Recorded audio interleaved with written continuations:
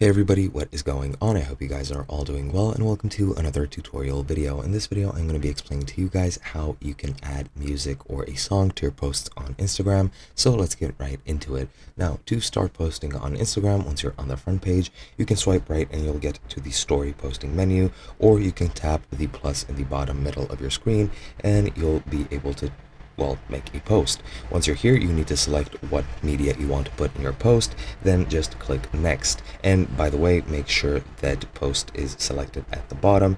And then once you've selected that, as you can see, you will immediately be brought to a page where you can select your music. You can also click browse, and that will open up, sort of a browsing menu where you can click for you, some recommendations, or you can click browse, as well as saved audio if you have saved it in the past. Once you're here, you can just hit whichever music you want. For example, I'll add this 50 Cent song, then, pretty much just drag the timeline of music to where you want it to be. You can select how long that clip will last, all the way up to, I'm not sure, but yeah, 90 seconds. And from then you can select which part of the music that you want, and that is pretty much it. Then just hit the check mark, hit next, and now that music will be added to your post when you make it.